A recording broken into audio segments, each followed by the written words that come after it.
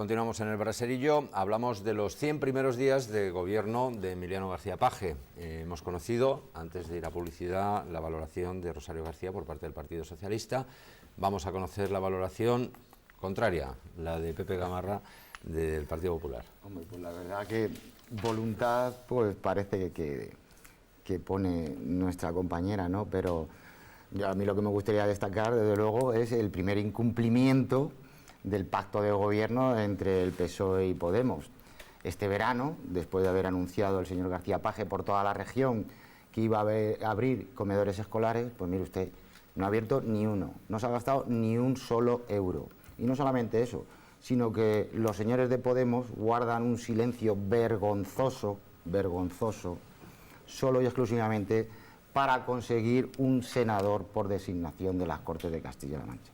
Como vergonzoso fue el acto, ¿verdad?, de inauguración del curso escolar, utilizando a los niños de un aula con un determinado texto en una pizarra. Vergonzoso. Como vergonzoso en el sistema educativo es cómo se están abriendo determinados centros escolares, sin ir más lejos, aquí en Toledo, en Valparaíso. Podemos ir mañana mismo y ver cómo se están dando clases en un pasillo de evacuación o en un barracón prefabricado situado en el parking del propio colegio, ¿verdad? Y que quisiéramos saber de esas 20 escuelas rurales en qué condiciones están trabajando en el programa de bilingüismo los profesores, en qué situación están trabajando los interinos, que además los sindicatos se han quejado de las formas que se han llevado para destinarlos a unos u otros colegios. Nos gustaría saber qué infraestructuras, qué modificaciones han hecho en esas infraestructuras, en esas escuelas rurales, para poderlas abrir.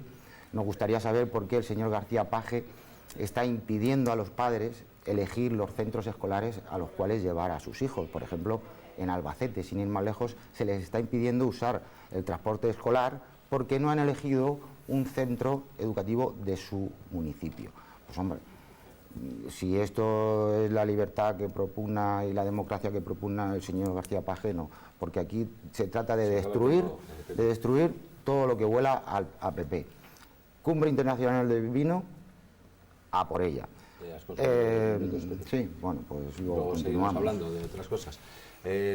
Ciudadanos, desde un poco no estáis en el gobierno autonómico, pero bueno, casi, por muy poquitos votos. Por muy poquitos votos, es verdad. Y mira, y voy a empezar por ahí, porque siempre lo he dicho, ¿no? Agradecer el detalle que tuvo el presidente, ¿no?, Emiliano, con nosotros, que enseguida nos llamó porque reconoció los 98.000 votos que habíamos tenido y que era un peso importante para nosotros, ¿no? Quería contar con nosotros por lo menos para los grandes temas de ciudad, ¿no? De región. Bueno, para nosotros la verdad es que es un detalle, ¿no? Con respecto a los 100 días, me pasa igual que en el ayuntamiento cuando hago la valoración, ¿no? Es una valoración, acabamos de empezar, 100 días, tenemos 4 años por delante, entonces hay que ir dando pasos en la buena línea. Sí que una de las medidas que más me gustó de Emiliano, por empezar por la parte positiva, de Emiliano no, vamos a hablar de un gobierno socialista, no personalicemos solamente la figura del presidente, ¿no? Pero bueno, pues el plan de empleo nos ha parecido una medida buena. En Castilla-La Mancha tenemos una tasa de paro tremenda. Sobre todo además el plan de empleo que estamos hablando de mujeres, de personas con discapacidad, de personas mayores, además personas para incorporación o chavales para incorporar a primer empleo. Y entonces esto es una medida que nos hacía falta en Castilla-La Mancha. Por supuesto el tema de las becas comedor y tal, pero bueno, también quizá hay que hacer un poquito de autocrítica y en este caso pensar que no queremos hacer lo que hemos criticado, y es por ejemplo el tema de la televisión, cuando hemos criticado la televisión de Cospedal, que hablaban unos partidos. A fin de cuentas, lo que no quieres que te hagan no lo hagas tú, y no queremos caer en la cuenta de que puede suceder lo mismo si no tenemos un poquito de cuidado. Hay que hacer un poquito de autocrítica y decir, oye, no quiero hacer lo mismo que han hecho conmigo. Entonces, bueno, por no pasarme el tiempo y no faltar el respeto a los compañeros, pues hasta aquí, y seguimos. Y seguimos con el tema. Cuando quieras, Eva, valoración desde Ganemos. Sí, bueno, No debería empezar por aquí, pero voy a empezar por aquí. Hombre, Pepe, decir que reivindicar el bilingüismo o los proyectos de bilingüismo cuando fue lo primero que desapareció cuando entró María Dolores de Cospedal, pues es tener un poco de morro, pero aparte de eso, si lo ha es puesto el verdad. Partido Popular, no te confundas. No, el colegio ¿no? de mis primos tenía una línea de bilingüismo y fue la primera que desapareció. Y era un colegio público. Yo no sé dónde han puesto el bilingüismo en otros. No voy a hacer más comentarios que ese. Bueno, yo en principio, la música del gobierno regional de momento nos suena bien, pero no sabemos si detrás hay partitura, ¿no? Yo creo que igual parece que de momento tocan a oído. Nos parece bien, por ejemplo, el plan de choque contra el empleo. Estoy de acuerdo con el gobierno regional en que era algo necesario, imprescindible y que había que empezar por ahí. Pero si profundizamos un poco en el plan de empleo, vemos que, aunque efectivamente, y tampoco exijo mucho de cara al principio y sin tener unos presupuestos adecuados que todavía no se han aprobado, que habrá que ver cómo se sustancia aquello. Pero ya a priori me parece que habría que mirar que no estamos poniendo el foco en la orientación y un poco en la formación de los trabajadores, y al final se queda en dar un poco como de ayudas el trabajador al final es una persona que al final recibe una ayuda por trabajar, un poco, ¿no? Que tiene un salario muy bajo, y la idea es que eso sirva para insertar al trabajador, y creo que eso de momento no se está viendo. Y algunas así, independientemente de que me parezca positivo pues ir apostando por la educación y volver a recuperar algo que se ha perdido con todos estos recortes de estos últimos años. Hay cosas que se ve todavía que están muy mediocres, ¿no? La gratuidad de los libros, pues un padre con 2 hijos que tiene que pagar 300 euros, aunque luego se lo devuelvan, en fin. Juan Montes, la sensibilidad. Valoración. Yo me parece que no voy a agotar el tiempo, porque me parece que en 100 días no me parece un tiempo suficiente como para elaborar la gestión de un gobierno, fundamentalmente porque tienes que ver resultados, y en 100 días es imposible que los haya. También es cierto que la transición del gobierno de Cospedal al gobierno de Paje sigue el guión previsto, es decir, ahora obviamente punto por punto, en el momento en que Paje llega al gobierno, el Partido Socialista llega al gobierno, empieza a sacar todos los presuntas miserias reales o no que tenía el gobierno anterior. Pero a mí lo que me sigue preocupando es una cosa en relación con el plan de empleo. Castilla-La Mancha tiene casi 5 puntos más de paro que la media española. Castilla-La Mancha es la tercera región española por la cola en PIB.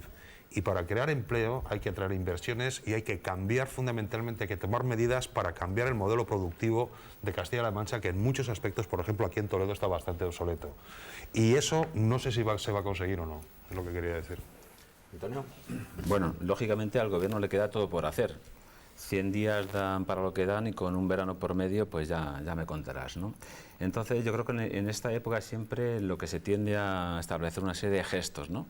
Pues esa política gestual que siempre pues indica a la ciudadanía pues por dónde se quiere ir, pero en fin, que está todo por hacer, ¿eh? Y en esta, digamos, política gestual, como digo, hay de todo. Hay cosas que considero en fin, buenas, aceptables, o por lo menos en fin, sensatas. Pues un plan de empleo pues siempre no está de mal nunca, ¿no?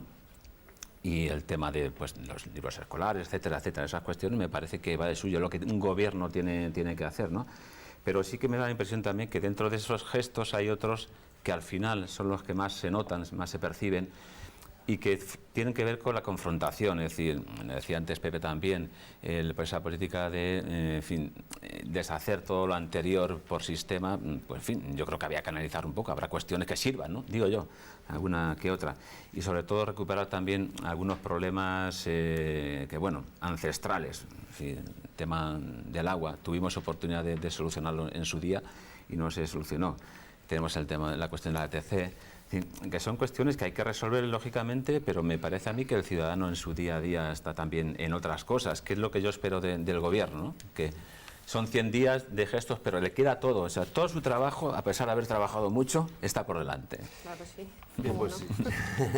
precisamente del ATC es de lo que queríamos hablar. Bueno, han surgido distintos asuntos a lo largo de estos primeros 100 días del Gobierno. Uno de ellos, como has dicho, Antonio, es la ATC, otro es el trasvase. Se vuelven otra vez a recurrir los trasvases desde el Alto Tajo hacia el Guadiana y también, bueno, pues el problema del Colgas. Vamos a ver si nos da tiempo a hablar de todo ello.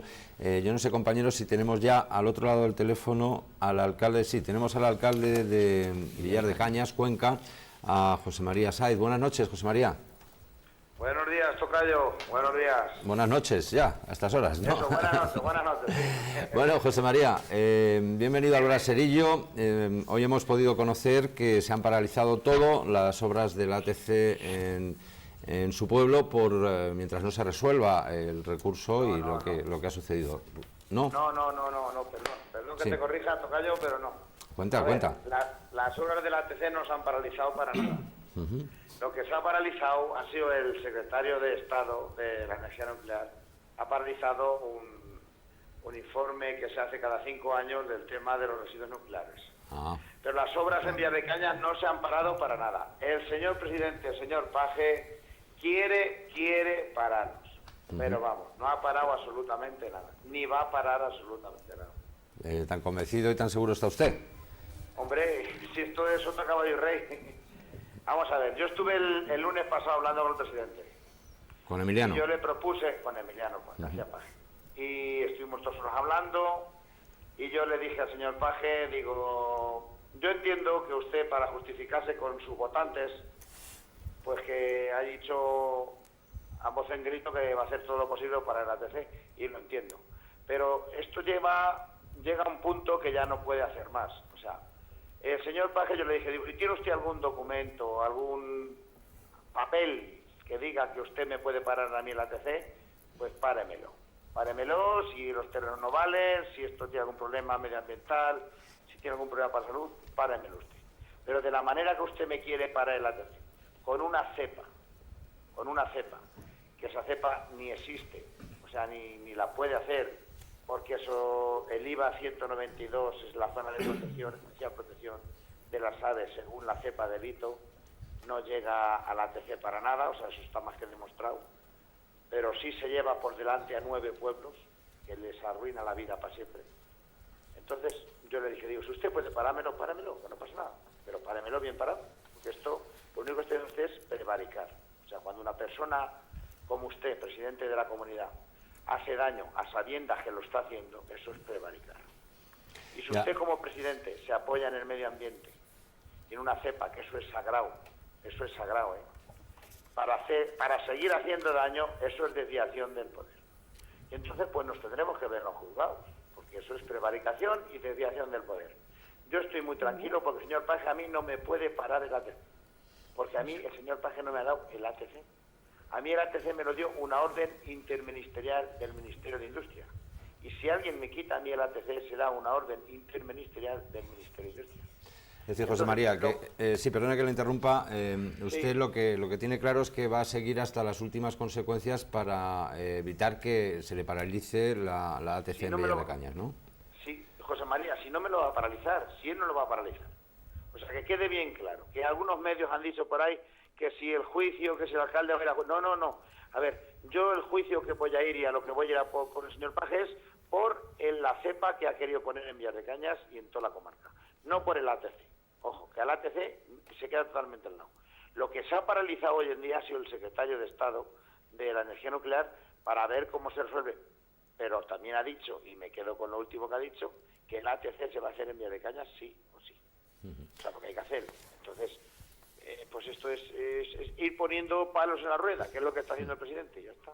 ¿Queréis hacer alguna Pero pregunta, una rápida al alcalde de Villar de Cañas? Sí, Pepe, ¿tú querías? Pues sí, señor alcalde. ¿Sabe usted quién autorizó la construcción del ATC en el 2006?